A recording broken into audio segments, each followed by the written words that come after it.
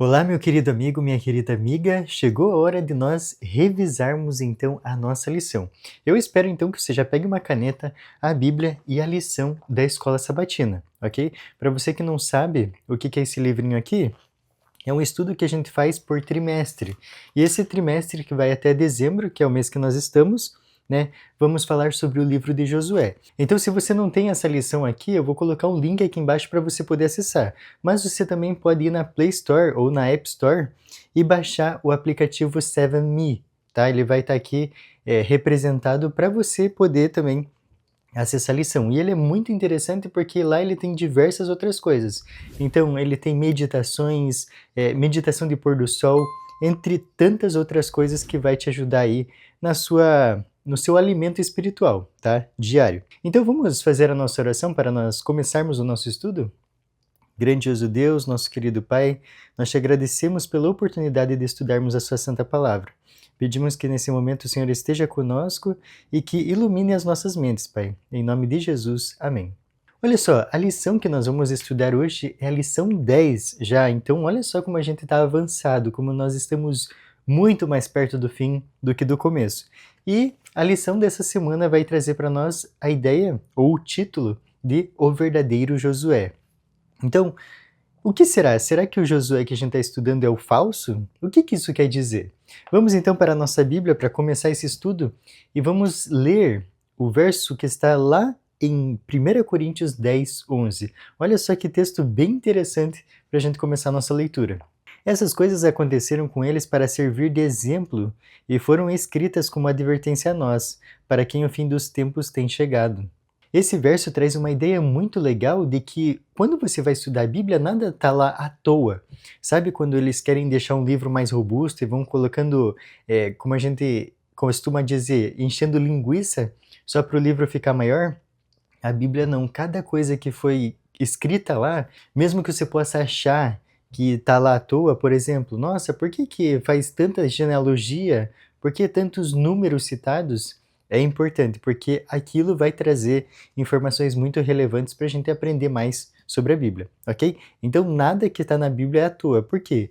Porque quem inspirou a Bíblia é a sabedoria em pessoa, né?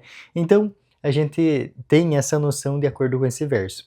Vamos então para a nossa introdução da lição? No livro de Josué, percebemos que a vida do personagem aponta para uma realidade muito maior do que ele mesmo. Esse princípio se repete em toda a Bíblia, como nós podemos ver outro exemplo, Canaã, que é a nossa esperança final, a herança dos santos. Outro exemplo que nós podemos citar é o serviço no santuário terrestre, que prefigurava algo muito maior do que aquele serviço. E como explicação disso, nós podemos ver lá em Hebreus 9:11, que diz assim: Cristo veio como sumo sacerdote dos bens já realizados, mediante o maior e mais perfeito tabernáculo, não feito por mãos humanas, quer dizer, não desta criação. Com essas informações começam a surgir perguntas como: de que maneira Josué aponta para um cumprimento futuro? Como podemos ter certeza de que tal interpretação do livro é legítima? Quais são os princípios bíblicos que controlam a aplicação do livro de Josué às realidades do Novo Testamento e aos eventos do fim dos tempos? Então, nessa semana, nesse vídeo que você já está acompanhando, nós veremos princípios de interpretação bíblica sobre tipologia. Tipologia talvez você nunca tenha ouvido falar, mas então a gente vai trabalhar esse tema essa semana. Então nós vamos ver na Bíblia indicadores que ela traz para nós sobre esse tema. E também como Josué prenuncia o ministério do Messias. E outro ponto também que a lição vai trazer para nós que aponta para um simbolismo cumprido na igreja e que se cumprirá na consumação da história humana. Então esse estudo está bem rico de detalhes e nós vamos então para a nossa parte de domingo, que tem por título Tipologia Bíblica. Então, primeiro a gente tem que entender o significado de tipologia. E olha só o que diz: a tipologia bíblica é um estudo de padrões divinos em que pessoas ou eventos do Antigo Testamento prefiguram realidades do Novo Testamento, revelando a unidade das Escrituras. Então você consegue entender? São informações que o Antigo Testamento trazem e que se cumprem no Novo Testamento, mostrando que um está ligado ao outro. Se você for ver aí na pergunta 1, você vai ver que tem vários versos que a lição traz para nós. E nesses versos eles usam a palavra tipo ou antítipo. Quer ver um exemplo? Vamos lá para Romanos 5,14. Então a gente vai ver um desses exemplos. Entretanto, reinou a morte desde Adão até Moisés, mesmo sobre aqueles que não pecaram, à semelhança da transgressão de Adão, o qual prefigurava aquele que havia de vir. Então aqui a gente entende que está falando que é um tipo, né? Então, o que a gente entende aqui? Os escritores do Novo Testamento então faziam essa relação com textos e eventos lá do passado com o tempo presente deles, ou do futuro. Tipologia é uma forma específica de interpretação bíblica em que pessoas, evento ou instituições prefiguram Jesus ou outras realidades contidas no Evangelho. O tipo corresponde ao antítipo, como um molde ou uma forma oca que reflete a forma original, mesmo que o antítipo cumpra mais plenamente o propósito do tipo. Assim, o tipo bíblico foi moldado de acordo com o propósito divino, que tinha existido concretamente, ou conceitualmente, na mente de Deus, e serve para moldar cópias futuras. Então aqui é importante a gente destacar que os escritores do Novo Testamento não pegavam textos aleatórios do Antigo Testamento só para comprovar um ponto de vista. Um tipo no Antigo Testamento é validado nos escritos proféticos, antes de adquirir um cumprimento antitípico no Novo Testamento. Então assim agora fica mais fácil da gente entender o que é um tipo e um antítipo, que é exatamente o título de segunda-feira. Então a gente tem que entender aqui que os intérpretes da Bíblia, eles não podem arbitrariamente decidir o que é o tipo e o antítipo na Bíblia. A própria Bíblia vai oferecer diretrizes para a gente entender exatamente o que é um e o que é o outro. Olha só a informação que a lição vai trazer aqui para nós, que o Novo Testamento ele desdobra o cumprimento antitípico de um tipo em 3 fases distintas. Então a primeira delas é na vida de Cristo, segundo, na experiência da igreja e por fim, no fim dos tempos. E para cada um desses 3 pontos que eu falei aqui, tem um tipo de estudo. Então, se você for ver aí na sua lição, para a vida de Jesus é a fase cristológica. Já para a experiência da igreja é a fase eclesiológica. E por último, sobre o fim dos tempos, tem a parte que é a fase escatológica. Interessante, né? Como cada parte tem a sua fase e seu tipo de estudo. Encontramos tipos e antítipos por toda a Bíblia, e eles são úteis para mostrar aos leitores como entender a Bíblia, e também quais verdades a palavra de Deus está ensinando sobre Jesus, sobre a salvação e também sobre a esperança final que temos. Você já notou que o estudo sobre a Bíblia ele nunca se esgota? Sempre que você estudar ela, você vai aprender cada vez mais coisas. Então é importante que você assuma um compromisso com Deus de fazer, por exemplo, um ano bíblico, onde todo dia você vai estudar a Bíblia. Visto que a Escritura possui um único e divino autor, as diversas partes dela se harmonizam umas com as outras. Todas as doutrinas da Bíblia são coerentes entre si. Interpretações de passagens isoladas devem estar em harmonia com a totalidade do que a Escritura ensina sobre o assunto. Então esse texto aqui está dizendo para nós que o quê? Eu não posso pegar um verso e montar uma doutrina em cima dele. Eu preciso ver o que a Bíblia diz, e é como ela própria fala, né? Um pouco aqui, um pouco ali. Então assim a gente vai entendendo o que realmente ela quer falar. A parte de terça-feira é bem interessante porque faz um paralelismo bem completo entre Josué e Moisés. E o título de terça-feira é Josué, o tipo. Então, se você reparar aí, vai trazer essa comparação entre os dois. E é interessante que aqui traz os versos também, e você pode notar que o chamado entre Josué e Moisés foi bem parecido. Outra coisa também que foi bem parecida é que eles também trabalharam com espias, né? Então Moisés enviou 12, Josué enviou 2. Um terceiro ponto que traz aqui é que eles estavam numa terra santa e eles precisaram tirar as sandálias. Como nós vimos na primeira lição desse trimestre, Josué é apresentado como um novo Moisés. Assim como Moisés, ele foi comissionado por um encontro pessoal com o Senhor. Outro fato interessante é que sobre a liderança de ambos, Israel trouxe muito temor para as nações vizinhas. Agora vem uma sucessão de comparações e você pode aí acompanhar na sua lição. A primeira delas é que Moisés atravessou o Mar Vermelho, já Josué atravessou o Rio Jordão. Outro ponto que vai trazer aqui também é que ambos os líderes foram lembrados da importância da circuncisão e da Páscoa. O maná começou a cair no tempo de Moisés e finalizou no tempo de Josué. A mão estendida de ambos sinalizou a vitória de Israel. Moisés deu instruções para as divisões na terra, e Josué cumpriu essas instruções. Ambos fizeram um discurso de despedida à nação, e renovaram a aliança para o povo no fim do seu ministério. Tem um texto que eu gostaria de ler com você que está lá em Deuteronômio 18. versículos 15 e 18. Olha só o que diz. O Senhor teu Deus te suscitará um profeta no meio de ti, de teus irmãos semelhante a mim, e a ele ouvirás. Suscitar-lhes-ei um profeta no meio de seus irmãos, semelhante a ti, em cuja boca porei as minhas palavras, e ele lhes falará tudo o que eu lhe ordenar. A vida de Josué foi um cumprimento parcial dessa profecia dada por Moisés. Em seu sentido pleno, essa profecia só poderia se cumprir na vida do Messias. Por quê? Porque só ele conheceu o Pai intimamente, como nós podemos ver lá em João.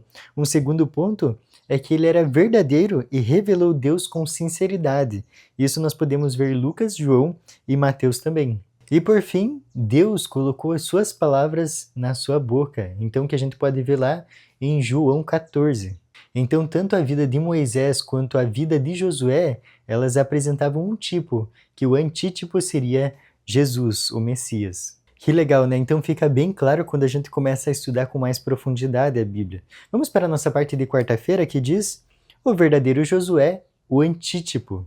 A história de Josué deve ser vista e entendida do ponto da tipologia. As guerras conduzidas por eles foram eventos históricos, que foram essenciais na história de Israel. Mas qual que era o objetivo disso? Foi estabelecer Israel na Terra Prometida, onde eles pudessem desfrutar da paz, da herança que Deus deu para eles, e também estabelecer a sociedade deles nos princípios de Deus. Assim como a tarefa de Josué tinha sido repartir a terra para os israelitas, o Messias, retratando o novo Josué, atribui a herança espiritual a um novo Israel. É interessante que a lição também vai trazer pontos onde faz a comparação entre Josué e o verdadeiro Josué.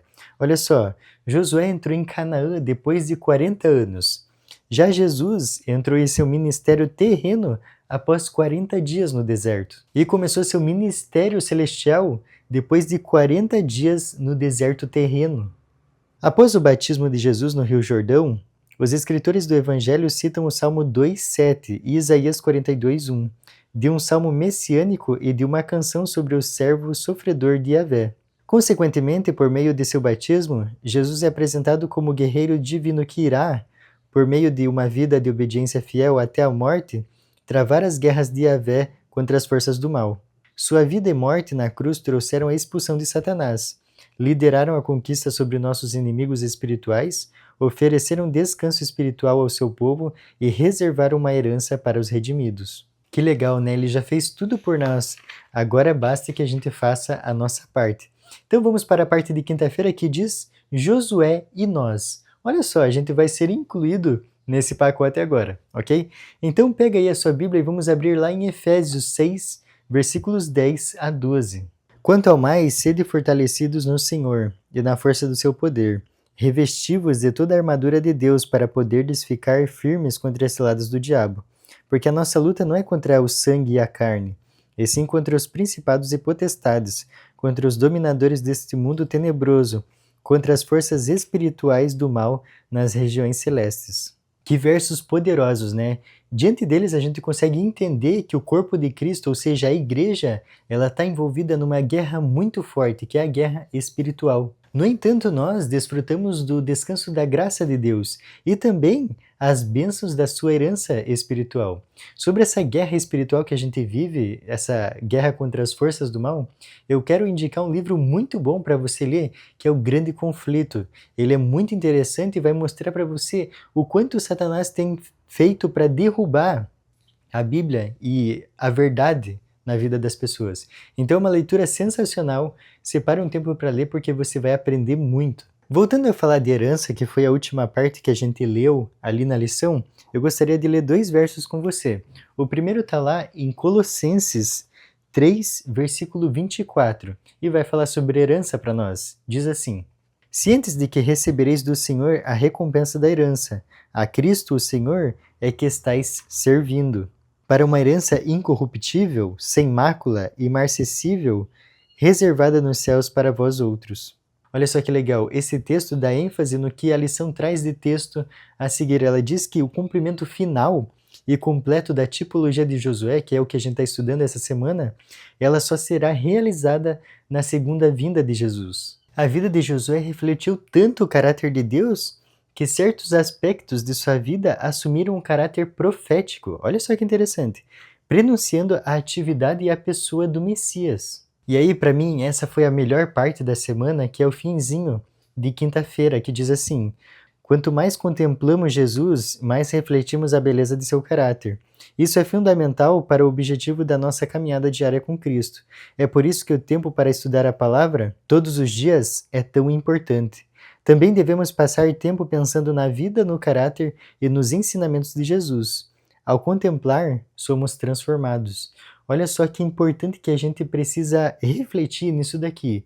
O que você contempla, você acaba sendo transformado. Ou seja, você acaba ficando parecido. Então, olha só a importância de a gente escolher bem, muito bem, o que a gente coloca diante dos nossos olhos. Quando eu estava estudando essa parte aqui com a minha esposa, a gente lembrou de uma situação onde eu estudei com o menino e ele falava umas coisas erradas no português que eu achava muito feio. E, consequentemente, depois de tanto andar com esse menino, eu comecei a falar igual ele. Então, é exemplificado aquele texto popular que diz: me diga com quem tu andas e eu direi quem tu és. Então é exatamente assim. Com quem você anda, você vai acabar sendo parecido, né? Então, ao contemplar, somos transformados. E olha só, para finalizar nossa lição, eu gostaria de ler um texto com você do estudo adicional, que é a nossa parte de sexta-feira. Olha só o que diz: a missão de Cristo não foi compreendida pelos homens de seu tempo.